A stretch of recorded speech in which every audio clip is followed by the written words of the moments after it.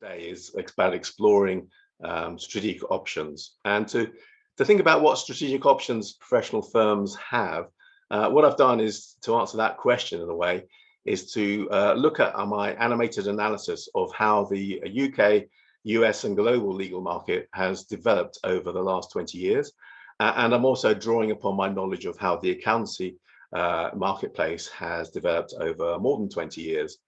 And when you look at this analysis, one thing is absolutely clear, and we all know this: firms have performed differently over this time. And the question is, why have they performed differently? What does it actually, so what accounts for the differences in performances? The answer lies in the strategic choices, the options that they have pursued over time. And it's the choices they have made, whether they've made those explicitly or implicitly, perhaps by not making a positive choice. And then how, importantly, not only the choices they've made, but also how they've executed them, whether consciously or again unconsciously. So in essence, firms have performed differently over this time because of the way that the options they have chosen. And if we look at those and think about what are the strategic options that firms actually have, there actually aren't that many. Everything else that we talk about is really built off these fundamental choices that firms have to make. And the first one, perhaps the most important one, is deciding what clients and markets to serve.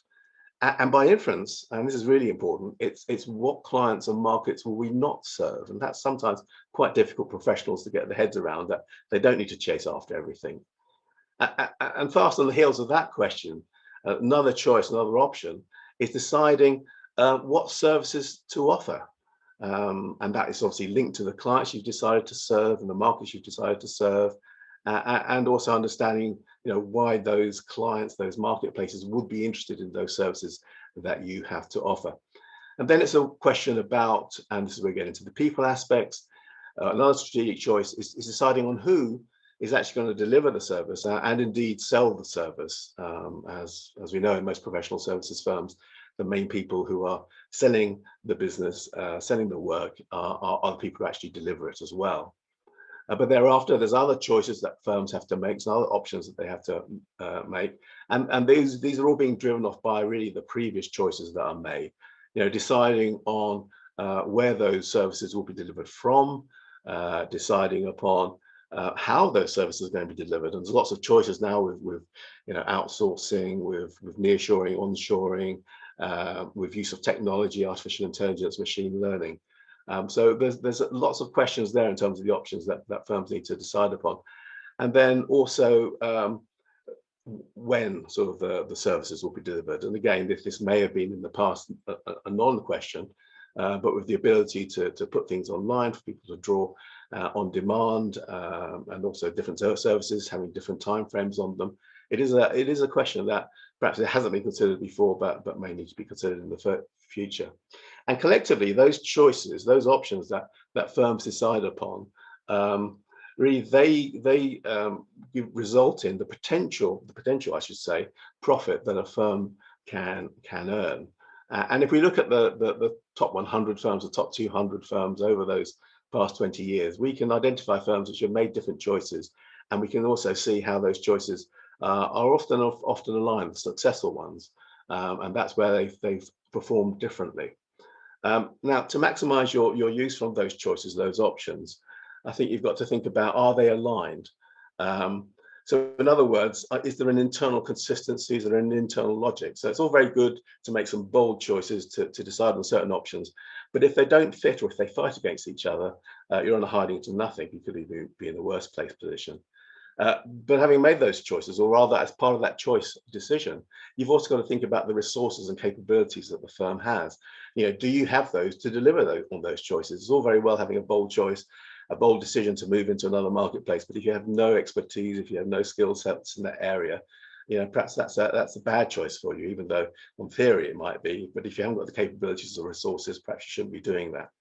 So thinking about that, it's all very well to make a choice, but if it's only a wish statement, a wish list, that's not going to be no good. And then critically, I think you need to ensure that with all of these strategic options, that you can get your partners aligned and bought into the strategy. It's all very well having a fantastic strategy, making some of these choices, But if you end up that the partners still go off and do what they've always done before, they run off in different directions, or they stay within their comfort zone, again, the options you've decided upon, even though you may have the resources, don't come to fruition because you haven't brought the partners in and taken them along with you. If you're in a existing business, if you're looking at these options now in the current stage, you may be looking at, where are our core competencies and building out from those. If you're starting from scratch, I would suggest that the first two questions about, what clients and markets do we want to serve, and what services should we be providing that that the clients want would be the things to look at. I'm conscious of time. The first one or two choices you make, set the scene, everything flows from that. Although there may be different sort of routes to take, and taking those routes, you have to take into account the resources that you've got, your capabilities to build those, and importantly, taking your partners along from that. And from there flows the profit. So, you need to start by exploring the who in terms of clients and markets, the what and the why of the services that you're providing, the who in terms of who's going to sell and deliver it, the where in terms of location, the how in terms of process and technology, and the when in terms of urgency and demand. If you have the resources, you can get the right result. But importantly, you need to get your partners on side to deliver on those choices, to actually execute on those options.